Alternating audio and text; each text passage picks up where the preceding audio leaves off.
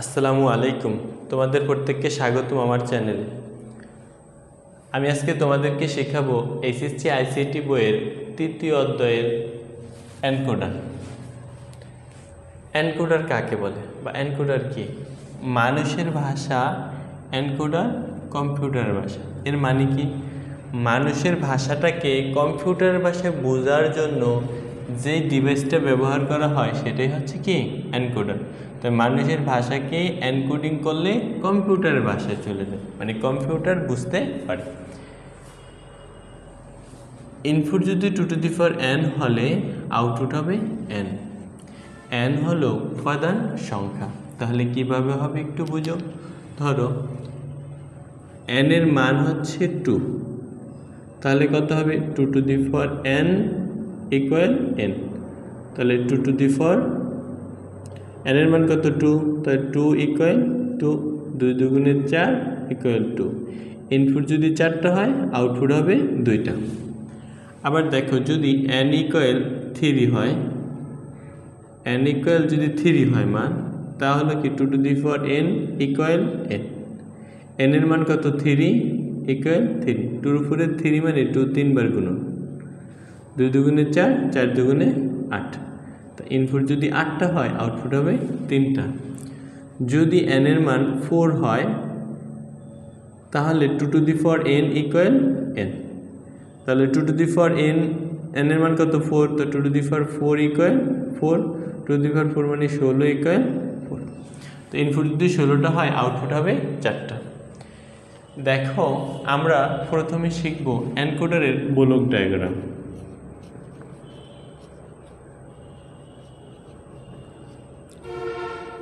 এনকোডারের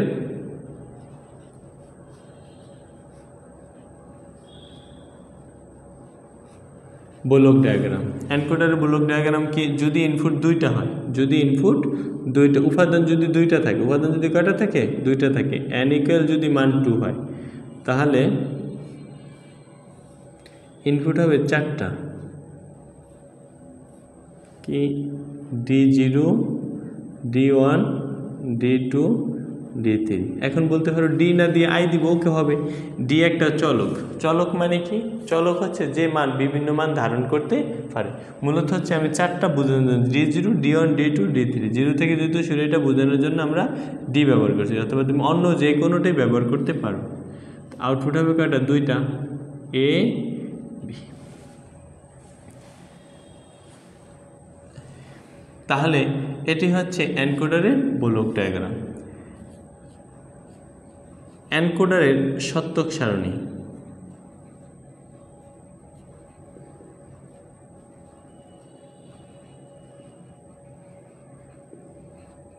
উপাদান যদি 2টা হয় তাহলে তোমরা জানো যে উপাদান 2টা 2n, উপাদান 2টা 2 2 দুগুণে মোট 4টা করবে। তো 2টা উপাদানের ক্ষেত্রে কীভাবে নিয়ম? ডান থেকে পাবে 0 1 0 1 0 0 1 1। তাহলে প্রথমে আমরা সত্যক সারণী করি, ইনপুট আউটপুট।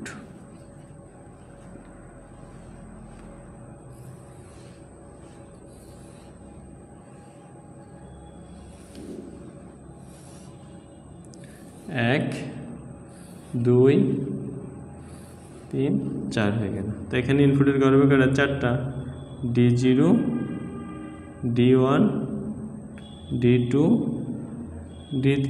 এখানে হবে 2টা, এ বি।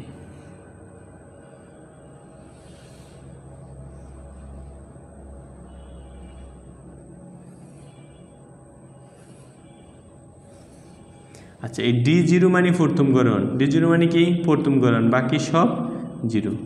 D1 মানে 1 ঘর পরে 1, বাকি সব 0।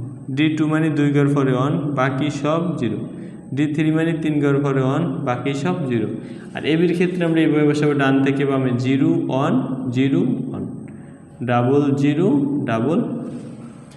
এবার দেখো আমরা প্রথমেই এনকোডারের লজিক ফাংশন বের করব।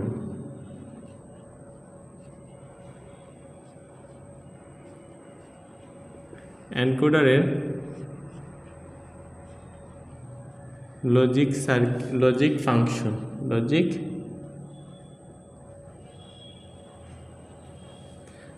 তাহলে এনকোডারের লজিক ফাংশন কি একটু বুঝো ভালো করে। এনকোডার মানে মনে রাখবা যোগ, এনকোডারের মাধ্যমে যোগের কাজ করে। আউটপুট কয়টা পেতে হবে? দুইটা, এ বি। তাহলে এ বি। দেখো এর ভিতরে কোথায় জিরো আছে? এই যে এর ভিতরে এখানে কি আছে? অন আছে, এই যে এই অন। অন সোজা কোথায় অন আছে? এই অন। এই অন কোথায়?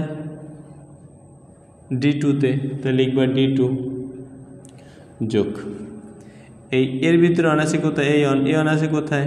D3-তে। এই অন কোথায় গেছে? এই যে 3-তে, তাহলে হচ্ছে কি D3। আর কি এখানে কোনো অন আছে? নাই। তো এই সোজা যে অন আছে, অন গেছে এই যে অন। অন কোথায় আছে? D2-তে। আবার অন আছে কোথায়? D3-তে। দেখো বি, এই যে বি সোজা এই অন আছে, এই অন আছে। অন আছে কোথায়? অন আছে এই যে D1-এ। অন কোথায়? D1-এ। তাহলে কি D1 যোগ এই যে অন আছে। অন আছে কোথায়? আবার এই যে D3-তে। D3 কোথায়? D3।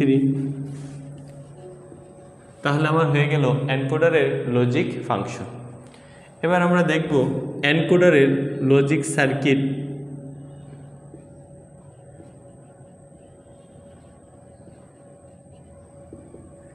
এনকোডারের logic circuit, logic circuit. তাহলে আমার উপাদান কটা? চারটা। ইনপুট কটা? চারটা, D0, D1, D2, D3। D0, D1, D2, D3। তো যোগ আকারে। যোগ মানে কি? অর। একটা পেতে হবে কি? এ। আরেকটা পেতে হবে কি? বি। এ গেছে কোথা থেকে? D2 আর D3। তাই দাও, D2 থেকে যাবে, D3 থেকে যাবে। বি গেছে কোথায়? D1। আর গেছে কোথায়? D3-তে। D1 আর D3-তে। তাহলে এ গেছে D2 D3 থেকে, বি গেছে D1 আর D3 থেকে। তাহলে আমার এনকোডারের লজিক সার্কিট হয়ে গেল। আল্লাহ হাফেজ।